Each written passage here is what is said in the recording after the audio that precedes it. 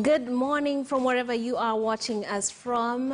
Today is January the 4th, 2021, D-Day for millions of students, thousands of teachers and schools across the country, with in-person learning set to resume after 10 months away from the classroom. The reopening of schools is set to take place even as the country continues to battle the coronavirus pandemic and parents struggle to meet the rising costs of living amid pay cuts, job cuts, and tough economic times. KTN Newsday today will have a day-long coverage of the education sector, speaking to stakeholders even as the government maintains its stand on social distancing and will be applied to learning institutions. My name is Trix Ingado and KTN Morning Express begins now. Now let's take a look at what the papers are covering as far as that particular issue is concerned, and the many other stories that are making headlines locally and internationally. We've seen on your front page, on the screen right there, we saw the Standard, and what it was leading with was the school's gamble, of course, with the fact that their infrastructure is not set up to handle some of those requirements, the school's gamble. But far from that, let's take a look at what's making headlines further away from the country internationally. And we're starting off with the Daily Monitor. We're told about the cost of maintaining 11th Parliament to rise over 50 billion. Wow, that's an incredible figure. Museveni's 3 security duty bearers right there, and flowers and frowns of 2020. They're taking stock for that particular country. Let's take a look at another paper and see what's happening. This is the Rwanda Today. In tray already full as year begins, and then Rwanda grapples with rising COVID-19 cases and deaths. And then we have pain parents suffer to take care of autistic children. Take a look at that. Some of these topics do cut across. Then we have right here the CNN giving us a view of what's happening in the United States and other parts of the world. On its world section, we're told about UK emergency COVID-19 field hospitals are asked to ready to admit patients as crisis looms. So there's promise of crisis everywhere as far as COVID-19 is concerned. But when it comes to the local situation here, this has taken a new twist, going back to schools. And of course, students, teachers and parents have to contend with the challenges of maintaining social distance and many other of the measures that have been put in place by the Ministry of Education. And when you take a look at the front pages from the Standard to the Daily Nation all the way to the Business Daily, that is what is making headlines this morning. So I am joined to take a look at this and the many other stories that are making headlines by Ambrose Weda, who is joining us via Zoom. Ambrose Weda is a lawyer and a regular here on the show, as well as Arthur Odera, who is the next legislator. Welcome to the show, gentlemen. Thank you. Thank you so much. Now, speaking of that, we're going to go deeper into the issue of schools. But in a nutshell, we're told in the Standard that the schools are taking a gamble. And let me read an excerpt from the front page of the Standard. It says, "Nation takes a bold step as 15 million learners tiptoe back to class after a 10-month closure, unsure of the future, what the future holds. From today, every available space, including tree shades, will be converted to classrooms as government rolls out measures amid serious concerns." Now, I'll start with you, Mr. Odera. What do you make of this, and is it a gamble as is being put on the front page of the Standard? It is indeed a gamble, but a necessary gamble, if you ask me, because the balance between managing COVID and ensuring that it is contained and making sure that our education system does not fall too way back is one that needed to be navigated carefully. And I believe that the Ministry of Education, working together with the multi-agency team, has done a lot of thinking and a lot of planning, limited by resources, of course. And we realized that yesterday when the CS Education was rather dismissive about the idea of social distancing. Indeed. It would require massive resources to be able to put in additional classrooms, additional workshops, additional libraries in schools to effect social distancing. So I think the reality that parents have to live with is that social distancing will not be possible. In any case, if you look at especially the younger of the learners, how much social distancing do they do in reality once they get to see each other once they are in class, they are outside class, children will play. Children do play. Indeed. And therefore, social distancing might not be a very realistic expectation. However, one would hope that the basics, that such as water, sanitizer, and that the teachers have been adequately prepared to ensure that, for example, children don't share masks, they don't lose masks, that they are masking. If social distancing is not possible, then masking is necessary. Given the numbers of learners, because already our classes were congested since the free education advent. Our classes were very congested. You'd find a class that should take about 40 learners would be taking 60, 80, and in some cases more. Yes, so already yes. there was great congestion. And that is the congestion we have to live with. One hopes in the same breath that there's not too many learners that have dropped out of school for whatever reason, either having found an economic pursuit, teenage pregnancies, and all manner of things.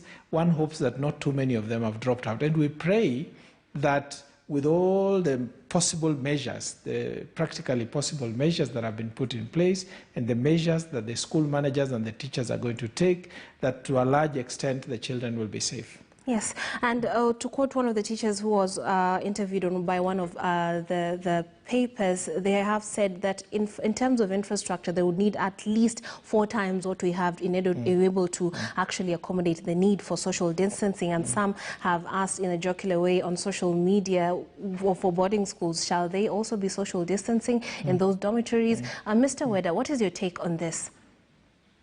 First of all, let me wish every Kenyan a happy new year. Every child going back to school have a happy, prosperous 2021, full of blessings and growth.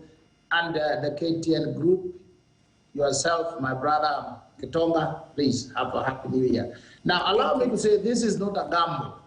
A gamble is something that you do when you lack knowledge. You leave it to chance. Let chance be. As we are reopening schools, remember that we have scientists have established that these protocols work. They are protocols that, if followed, they work. Number 2, now there's a body of knowledge, scientific body of knowledge that has shown that if they are followed, if they are implemented, they will work. Number 3, we have experimented. We sent back our Form 4 class, we sent back our Class 8 class, we sent back our Class 4, and it ended up very well. Okay. Therefore, even if people are going back to school, it is not a gamble. It is something that we have some useful knowledge. Remember, even at home, these children, I see them. They just mingle and mix, and they go to the markets, they play football, they do all these things, travel around in the villages. They could as well mingle and mix while doing something useful, while going on with the education.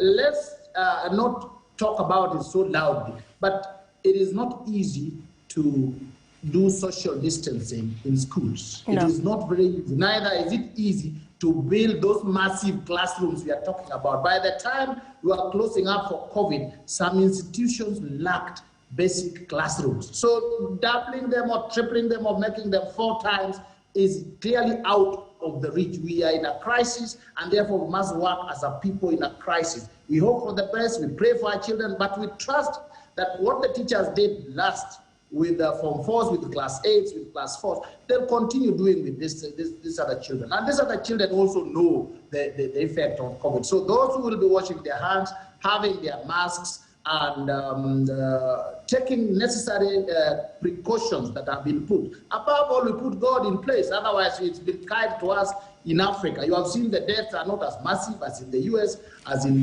Brazil, and all these places.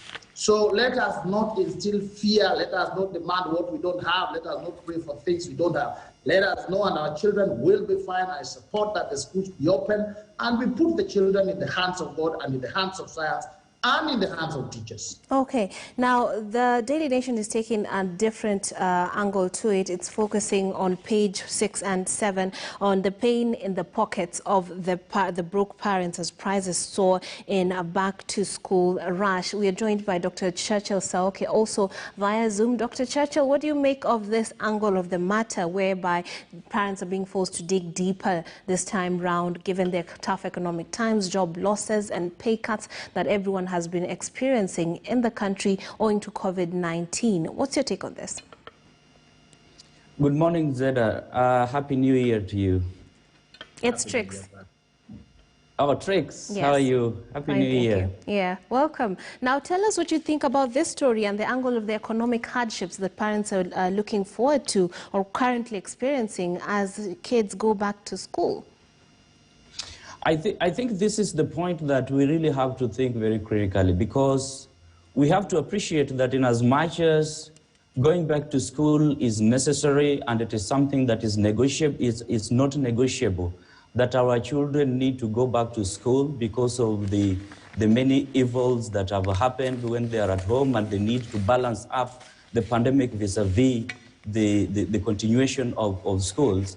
I think that there is need for deeper thinking in terms of the economic impact of the COVID-19, Right. and how we are going to help parents parents and Kenyans in general to mitigate them in terms of the economic hardships. And specifically, we need to find mechanisms of cushioning them on areas of ensuring that, you know, the Kenyans are able to get more money, to cater for fees, to cater for the necessary requirements that are needed for the schools, and even to sustain their livelihoods at home. And when we look at this, I think that it would have, in my opinion, it was a high time that the government should have opened up the economy so that the business can continue as usual.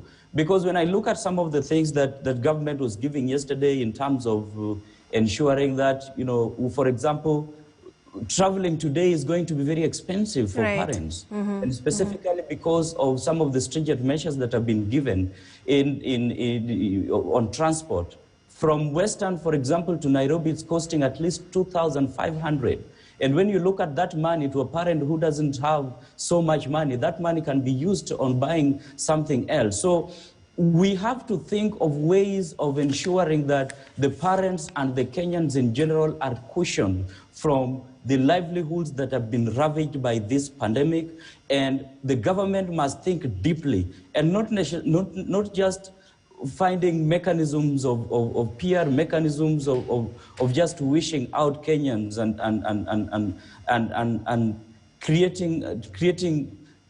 making it appear like, you know, we are doing something and yet we are not doing anything. Okay. Something must be done in cushioning the general public on the livelihoods that have been ravaged, in ensuring that businesses, those jobs that have been losses, the parents and the Kenyans are going to be cushioned, the jobs, those jobs that have been losses. And apart from that, there are parents, for example, even when we look at the fees that are going to be increased, you know, when you move around the country, there are, for example, I'm in the university, and there are parents that are worried that school fees are going to be increased.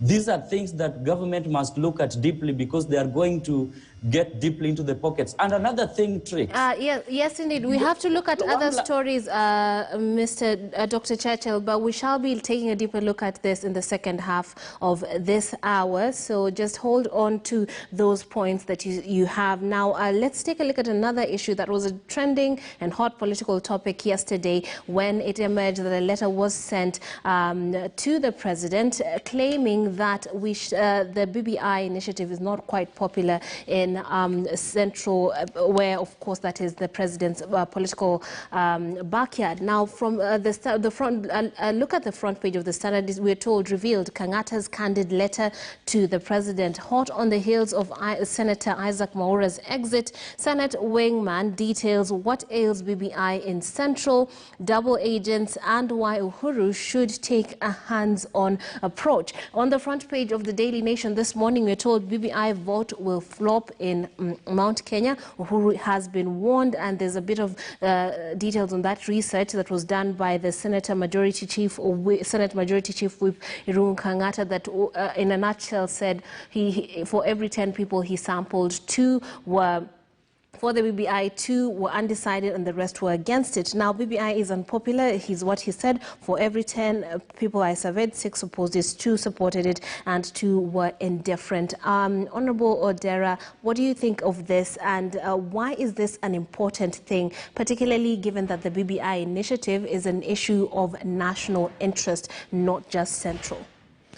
I mean, the Honorable Irungu Kangata's letter, when I read it, I wondered how much of that did the president not know already? Okay. And, you know, it just makes me think, why write that letter? What motivated him to write that letter? Does he just want to state his position? Or does he really think that he is educating the president in a way? However, in that letter, he also said that, you know, for Mount Kenya, we better be careful with this. We must make sure the BBI passes because there are things in there that are beneficial to Mount Kenya, and it will not be possible when our son is not in power. Now, that is fodder. That is fodder to the anti-BBI brigade. That is fodder to the Tanga team, and if I were him, I would consider it unwise to write and state things as they were. Obviously, the leakage of the letter, I'm not sure that it's an official release of the letter. The letter was leaked by people who wanted to make political capital out of it. But coming to the issues that, the crux of the matter, that according to the Honorable Irungu Kangata, BBI does not have enough support in Mount Kenya to pass if Mount Kenya will have the swing in the vote. And the situation may as well be as it states. I don't know if it is, because he admits, if the letter that I saw is the authentic copy, that his research was not scientific, it was just observation and listening to certain opinions. BBI is a child that was born into an environment that was poisoned. And we just need to acknowledge that. The opponents of BBI went ahead of the BBI itself, and they say, you know, sometimes the lies will go around the world twice as the truth puts on its shoes. And this is what has happened to BBI, that the reality, nobody is talking about the substance of BBI, and there are very few people who have actually read the document and can present cogent arguments against the BBI, against, for example, the 35% provision that money should go to the counties, the fact that money should go to the wards, the fact that we have an inclusive government that does not spiral costs out of control, the fact that we are moving to a more democratic environment, despite the few issues that were there. And the point is, you know, the BBI is like a buffet that is being presented to the multitude of people. Everybody takes what they eat, and they hope that the others will also take what they eat. I don't see a problem with politicians giving themselves positions, whether it's prime minister or deputy prime, if the common citizen is getting more money in the counties, more money in the wards, and therefore, because the money is flowing to the wards and to the counties, it matters less who becomes president. And therefore, my point is that whatever position there may be, the president and other proponents of BBI need to take time to do civic education and let people understand that BBI is not the monster they were told it is. It is actually a piece of paper that has several proposals that are coming, many of which will be beneficial to them. Okay, Mr. Weda, what are the political implications of the BBI being unpopular in central Kenya, and why should the president actually care when it comes to this particular issue? Especially, and also, do you support the view from Honorable Odera that they would benefit by doing more civic education? No, I don't agree with what Honorable Odera is saying. BBI is like githeri with stones inside. Okay. And the cooks are insisting, some cooks are insisting, just eat it. They also have to eat it are saying, let's remove the stones. And Raila comes and says, no, eat it. Let's meet it on the table. You eat it or you are dead. That is where the problem is. BBI has some very good things, like the 35% revenue to the counties, wonderful.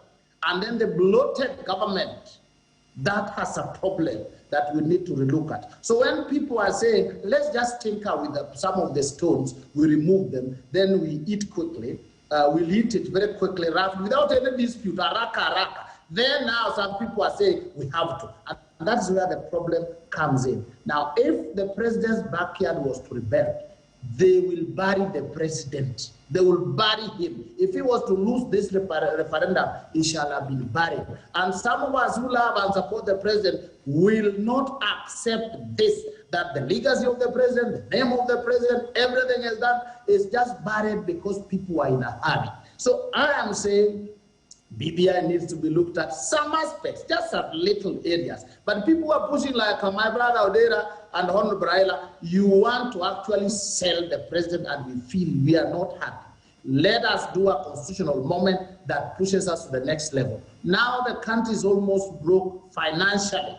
So when you bloat the government for the sake of a few individuals, then we are saying no. You are going to increase taxes. You are going to grow poorer. Some of these monies we are talking about, let us buy the vaccines for corona. Let us invest them in schools. So people are saying, why are you rushing this when we have immediate issues? So let us know that BBI has stones which have to be removed. Secondly, we have to put it in order of priority.